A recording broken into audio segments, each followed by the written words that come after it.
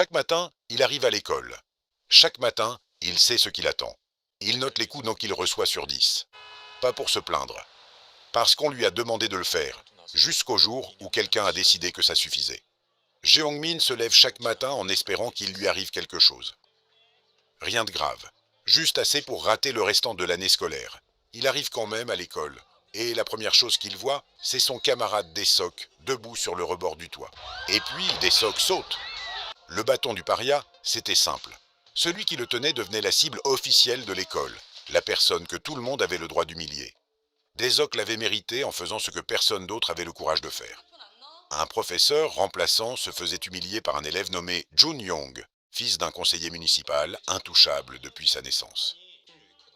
Jun-young lui disait qu'elle était nulle, que son père pouvait lui obtenir un poste permanent si elle se comportait bien. Dae-sok s'est levé et l'a frappé. Il a dit qu'il en avait assez. Le bâton lui a été remis le lendemain. Jeong-min a tout vu. Il a essayé de le signaler. Il a donné des noms, décrit les incidents. Les profs l'ont regardé comme s'il leur demandait d'affronter toute la mairie. Le père de Jun-young avait du poids politique. L'école dépendait de sa bienveillance. Le harcèlement a continué. Quand la police est arrivée après la mort de Dae-sok, Jeong-min a ressenti quelque chose qu'il n'avait pas ressenti depuis longtemps. L'idée que cette fois, peut-être, les choses allaient changer. Les amis de Jun-young ont détruit cet espoir en 30 secondes. La police allait classer l'affaire. Elle le faisait toujours. Na a pris en charge la classe de Dae-sok. Il a fait l'appel, a atteint son nom et s'est arrêté. Il a demandé si quelqu'un savait pourquoi leur camarade avait fait ce choix. Un élève a ri. Il a dit que Dae-sok avait raté ses examens et que c'était bien fait pour lui. Na a traversé la salle, l'a attrapé par le col et l'a mis par terre. Ensuite, il a ordonné à toute la classe de faire des pompes. Jun-young leur a dit de ne pas bouger. Na a pris la tête de Jun-young et l'a appuyée contre son bureau. Tout le monde. Maintenant, ils ont obéi. À la cantine, Jun-young a joué des coudes pour passer devant. Na l'a arrêté. Jun-young a renversé un plateau par terre. Un spectacle pour ceux qui regardaient. Na l'a forcé à s'agenouiller et à ramasser chaque morceau lui-même. Jun-young a appelé son père. Le conseiller Ryu Gwangpil est arrivé le lendemain matin avec tout le poids de sa fonction et a informé Na que sa carrière était terminée.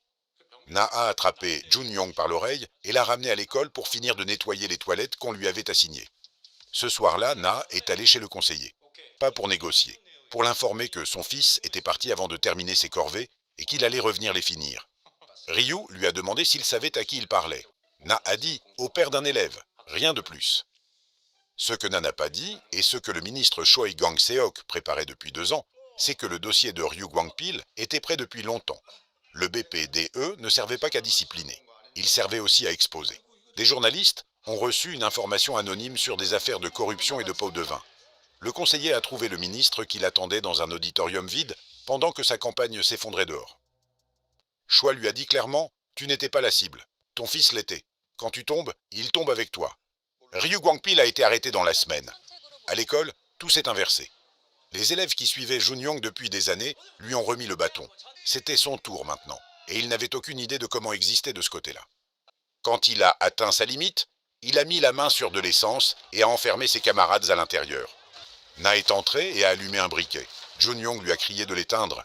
Na l'a regardé et lui a dit « C'est ce que Dae-sok ressentait. Cette peur exacte, tu la lui donnais chaque jour jusqu'à ce qu'il n'ait plus nulle part où aller. » Jun-young s'est effondré. Il a supplié. Na a éteint la flamme. Mais il lui a dit clairement, Dae-sok était parti. Aucune excuse ne le ramènerait. Jun-young porterait ça pour le reste de sa vie. C'était la sentence qu'aucun tribunal ne lui donnerait jamais. Après la fermeture du dossier, Na et le ministre ont visité une tombe, une femme nommée Choa Gayun. Na est resté plus longtemps que nécessaire. Il le faisait toujours, c'était sa fiancée. Une enseignante. 2 ans plus tôt, un de ses élèves l'avait tué. Le tribunal avait donné au garçon une peine minimale. Na avait essayé de l'écraser avec sa voiture devant le palais de justice. Le ministre l'avait arrêté. Puis, le ministre avait fait une promesse. Gagne cette élection et je construirai quelque chose en son nom. Quelque chose qui fonctionne vraiment. Le BPDE, c'était cette promesse. Bong Geun-dae a intégré le lycée technique de Gun et a passé ses 10 premières minutes à se demander s'il était entré par la bonne porte. L'école était divisée en 2 factions permanentes, mécanique automobile et électrotechnique, qui se battaient chaque jour pour avoir la chance d'être recrutés par Yang Kon-uk. un élève de terminale avec une organisation criminelle en dehors de l'école, qui sélectionnait ses meilleurs combattants parmi les vainqueurs. Hongju avait arrêté de se défendre. Il était calme, concentré, et voulait vraiment être là. Les factions avaient fait de lui un outil de mesure. Ils testaient leur technique sur lui et lui faisaient noter les coups sur 10. Bong l'a aidé à porter son sac ce soir-là.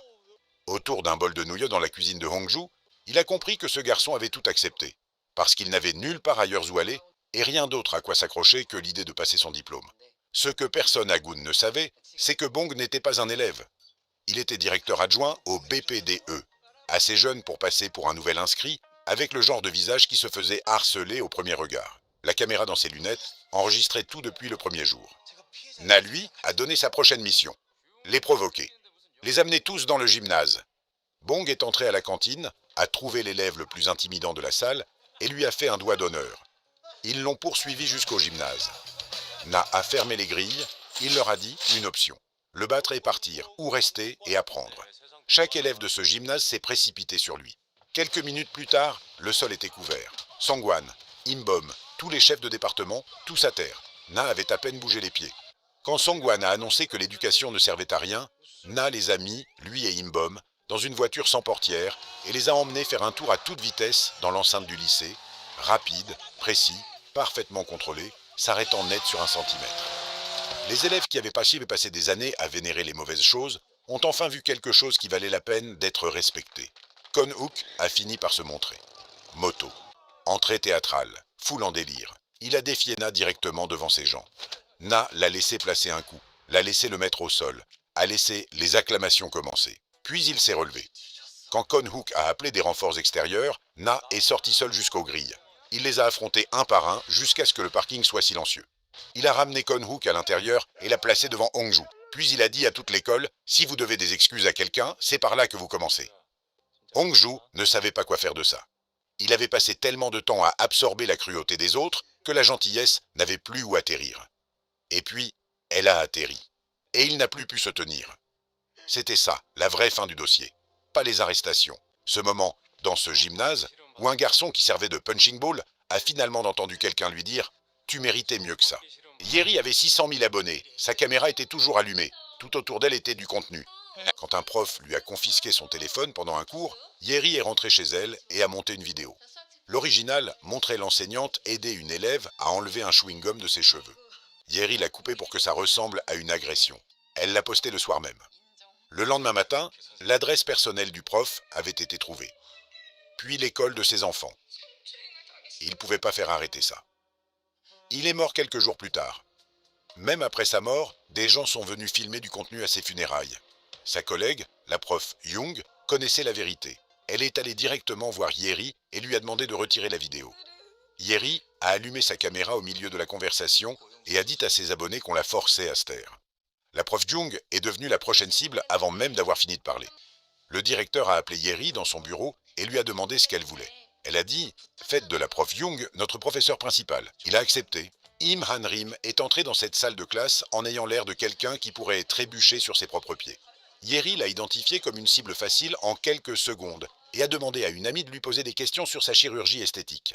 Han-rim l'a regardé et a dit « J'ai eu une réduction mammaire en fait ». Le sport. Vous les filles, vous en avez probablement pas besoin. La salle s'est tue complètement. Han-rim a dit à Yeri d'arrêter le live. Yeri a refusé. Han-rim lui a shooté le téléphone de la main et l'a écrasé sous son pied. Puis, elle s'est présentée. Inspectrice du BPDE, ancienne force Tlavin spéciale. À partir de maintenant, personne dans cette salle ne me répond. Elle a confisqué tous les appareils, y compris ceux cachés dans les sacs et sous les bureaux que les élèves étaient certaines qu'elle n'avait pas repérés. Elle a demandé à Bong d'analyser leurs réseaux sociaux pendant la nuit. Le lendemain matin, elle avait un dossier, photo illégale de la prof Young, informations personnelles postées publiquement, campagne de harcèlement coordonnée avec des eurodatages. Pendant que Han-rim gérait la classe, Na travaillait sur l'enseignante. Young était prête à démissionner. Sa réputation avait été détruite avant même qu'elle puisse se défendre. Na, lui, a montré des messages qu'elle ne savait pas exister. D'élèves dans sa propre classe, les discrètes, celles en marge, qui avaient écrit en privé pour dire qu'elles connaissaient la vérité, qu'elle était une bonne professeure, qu'elles étaient désolées. Puis il lui a parlé de Gayun, de perdre quelqu'un qui avait refusé d'avoir peur de ses élèves. Il lui a demandé de ne pas avoir peur non plus.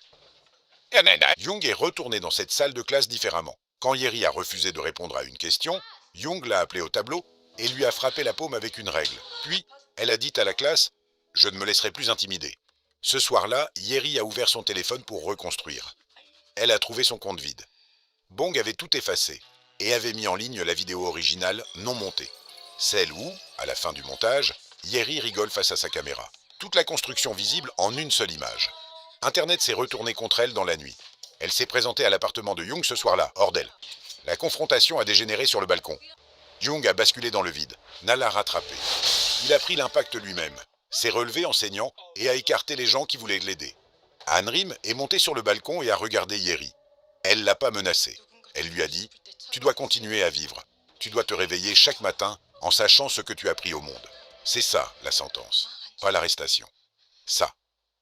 Le prof Sean était le genre d'enseignant qui inspirait des documentaires. Ses élèves les figuraient régulièrement parmi les meilleurs candidats aux grandes universités du pays. Onung était premier de sa classe depuis 3 ans. Il n'avait jamais été invité. Un élève nommé Onung l'avait agressé. Délibérément, pas impulsivement. Han-rim a poussé jusqu'à ce qu'il parle. Peu après que Sean ait rendu visite à ses parents sous prétexte d'un contrôle de bien-être, le restaurant familial a reçu une plainte anonyme et a été fermé. Puis, le prof particulier que sa famille avait engagé a arrêté les cours sans explication. Onung croyait que Chon avait orchestré les deux, sabotant délibérément son soutien pour qu'un enfant de famille riche puisse monter dans le classement. Bong a fait les calculs. Les élèves classés de 2 à 11 à Chukmong fréquentaient tous la même académie privée, liée à Chon, accessible uniquement aux familles qui pouvaient se permettre l'arrangement. Na a confronté Chon directement, a nommé le schéma. Chon a souri et est parti. Ce soir-là, Chon a rencontré l'une de ses clientes les plus aisées. Sa fille était 11e. Elle voulait le top 10 garanti. Il lui a dit qu'il s'en occupait. Ce qu'il ne savait pas, c'est que Bong avait planté des micros dans l'académie lors d'une visite de routine. Avant que l'opération puisse aboutir, elle s'est effondrée. Les connexions de Chon s'étendaient jusqu'à la justice. Na, Han-rim et le ministre ont été arrêtés simultanément pour faute professionnelle. Avant qu'on l'emmène, le ministre a signé discrètement un document de mutation. Bong était le seul membre libre de l'équipe. La veille des examens, Bong s'est introduit dans l'école et a réorganisé l'ordre de chaque question sur chaque copie. Pas changé, réorganisé. Le contenu était identique. Seule la séquence avait changé. Le lendemain matin, la fille qui avait mémorisé les réponses volées dans un ordre précis a eu 0. L'épreuve pour laquelle elle s'était préparée n'existait plus. Na a été libéré à temps. Il a diffusé l'enregistrement, la voix, l'argent, l'arrangement, capturé sans ambiguïté, devant tout le conseil d'administration. Chon a été arrêté devant les collègues qui le célébraient depuis des années. Onung se tenait dans le couloir et n'a presque rien dit. Il avait eu raison depuis le début. Il avait juste eu besoin que quelqu'un le croie en premier. L'appel qui les a amenés à l'école primaire d'Ongjung venait pas de l'établissement. Il venait de la mère de Jison, qui avait lu le journal de sa fille et trouvé une phrase qui l'avait arrêté net. « Est-ce que ça finira seulement quand je serai parti ?» Han-rim est arrivée à temps. Elle s'est assise avec Jison jusqu'à ce qu'elle comprenne qu'elle n'était pas seule dans cette pièce. Puis, elle lui a dit qu'elle avait besoin de se reposer, qu'un remplaçant avait déjà été trouvé, que sa classe allait bien. Le remplaçant, c'était Na Hwa-jin. En 15 minutes, un enfant avait besoin d'aller aux toilettes, un autre pleurait pour une gomme volée, et un troisième lui avait grimpé dans le dos sans prévenir. Na se tenait au milieu de la salle comme un homme qui avait démantelé le crime organisé et avait absolument aucune idée de ce qu'il fallait faire avec des maternelles. Il a fini par s'en sortir. Mal au début, puis lentement, puis avec quelque chose qui ressemblait à de la vraie tendresse. Pendant que Na gérait la classe, l'histoire de Jison est venue par morceaux. Elle adorait ce boulot depuis le premier jour. Elle avait passé des mois à apprivoiser un garçon renfermé nommé Yujin, lui créant un espace sécurisé, restant avec lui pendant ses moments difficiles, le regardant s'ouvrir progressivement.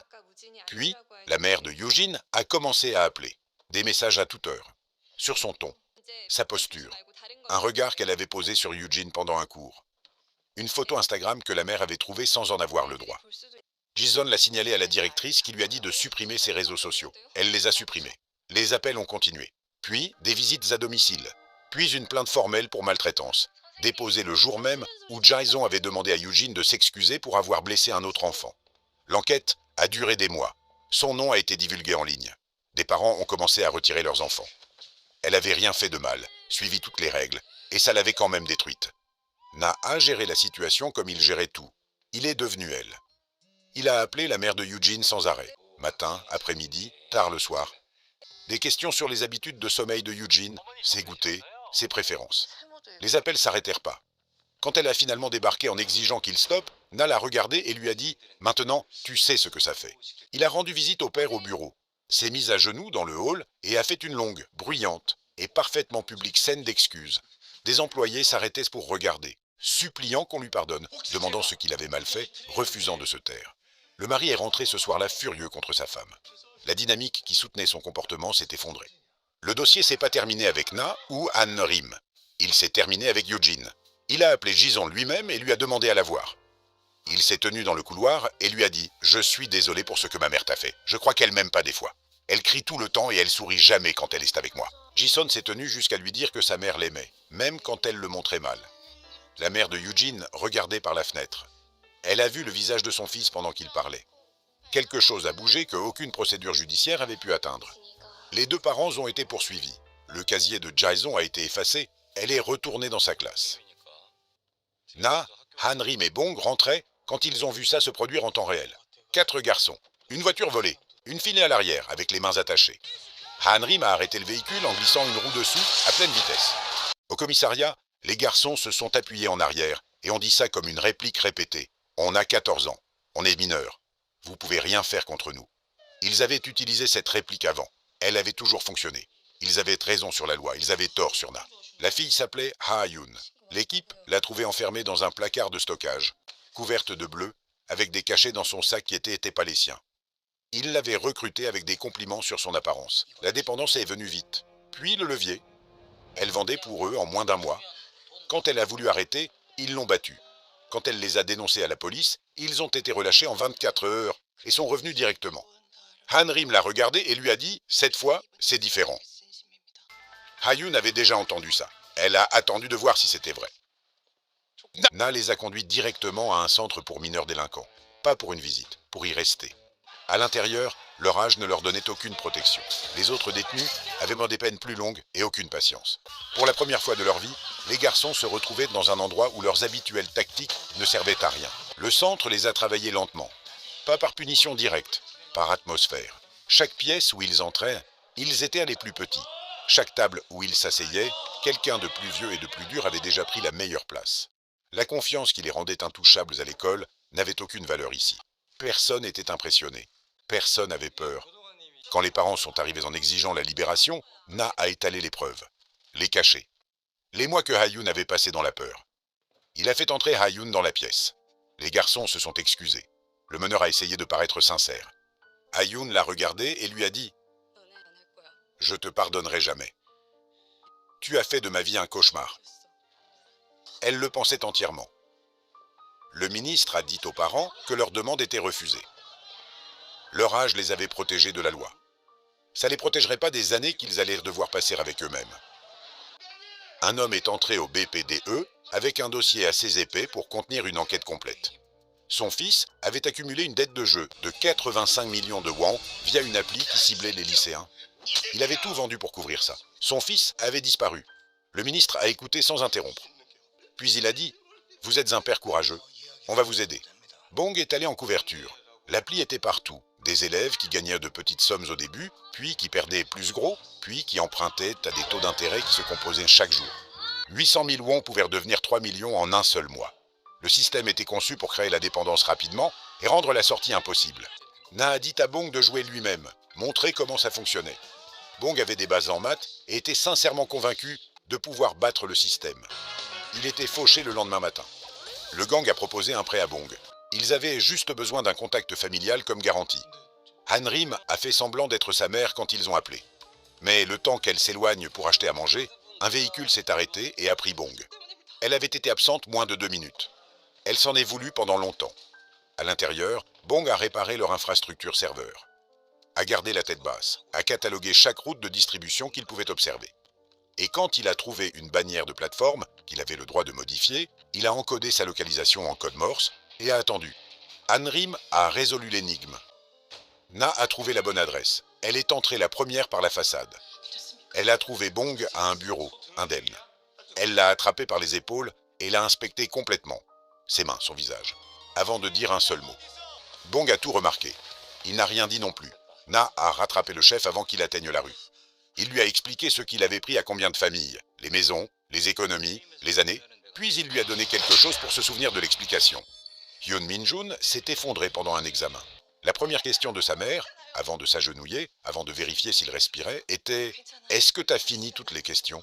Elle lui a donné un cachet et l'a renvoyé à son bureau. Elle avait structuré toute sa vie autour d'un seul objectif. Son beau-frère était médecin. Tout le monde le respectait. Son fils le serait aussi. Elle avait vendu la maison familiale pour se rapprocher du lycée. Elle avait enlevé la porte de sa chambre pour pouvoir le surveiller en permanence.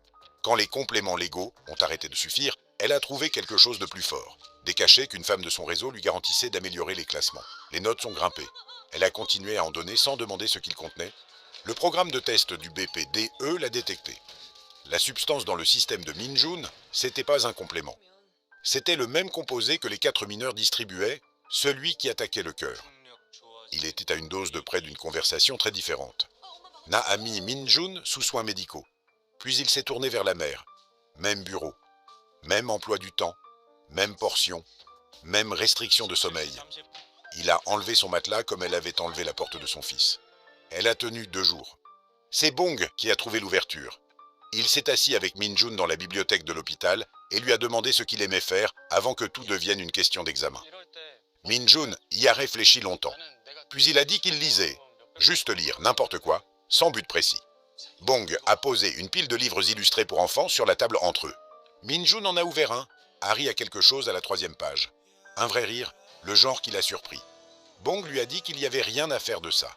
Que découvrir ce qu'on aimait vraiment, c'était un travail plus dur que n'importe quel examen qu'il avait passé. Quand Min-jun a récupéré, elle est venue s'attendant à discuter du prochain cycle d'examen. Il lui a dit qu'il passerait pas les examens d'entrée cette année, qu'il allait pas faire médecine, qu'il allait découvrir ce qu'il voulait vraiment. Elle a essayé de protester. Il partait déjà. Si quelqu'un passe toute son enfance à vivre une vie qu'il n'a jamais choisie, et qu'un jour, il s'arrête et dit « ça, c'est pas la mienne », c'est un échec ? Ou c'est la première chose honnête qu'il ait jamais faite ? Choi-jeol est revenu, il avait purgé sa peine. La loi autorisait son retour. Toute opposition publique du ministre aurait été immédiatement interprétée comme une vengeance personnelle. Et l'opposition politique attendait exactement cette ouverture depuis la création du bureau. Na est allé le voir. Sans chaleur et sans menace. Sois un élève cette fois. C'est tout. Jeol a souri, n'a rien dit. 3 jours plus tard, Jeol est entré au BPDE avec des photos et des documents. Un élève nommé San se faisait exploiter par un groupe dirigé par un garçon appelé Chi. Na a enquêté. Hanrim a objecté bruyamment. Na lui a dit « On suit les preuves, pas la source ». Le dossier était réel. Le groupe de Chi utilisait San depuis des années. Son hotspot, ses comptes, ses informations personnelles pour des transactions qu'il n'avait jamais acceptées. Quand San a essayé de le signaler, Chi a déposé plainte contre lui en premier, transformant la victime en accusé. Le comité a statué en faveur de Chi. San s'est assis dans le couloir et n'a rien dit, parce qu'il avait épuisé toutes les façons de faire croire les gens. Hanrim s'est inscrite comme élève transférée. Elle s'est présentée comme quelqu'un qui avait des comptes pour tout, streaming, jeux, abonnements, et qui était ravi de partager. Le groupe de Chi l'a accueillie sans hésiter.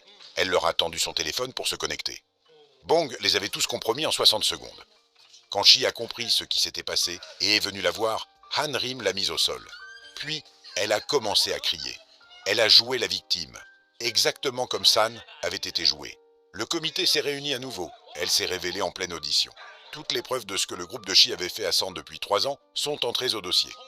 Na a forcé Chi à s'agenouiller devant San, pas comme du théâtre, comme une obligation. La mère de San a mis son bras autour de son fils et s'est excusée de ne pas l'avoir cru. Ce soir-là, Jeol a montré à Na ce qu'il faisait vraiment. Il avait manipulé Chi depuis le début.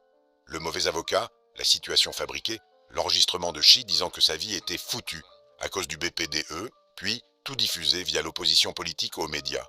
Il n'avait pas changé. Il construisait une structure conçue pour détruire le bureau. Puis il a parlé de Gayoun. Elle avait découvert son réseau de trafic 2 ans avant sa mort. Et elle n'était pas allée à la police. Elle était allée le voir, seule, croyant qu'il y avait encore quelque chose en lui qui valait la peine d'être atteint. Il a décrit ce qu'il lui avait fait sans s'arrêter.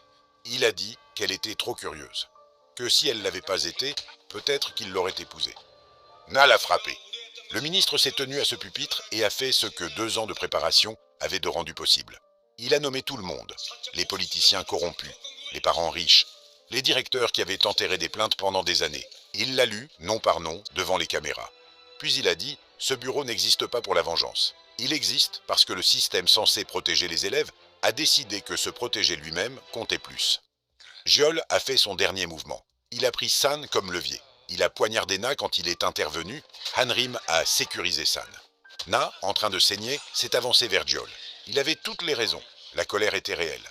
Le deuil était réel.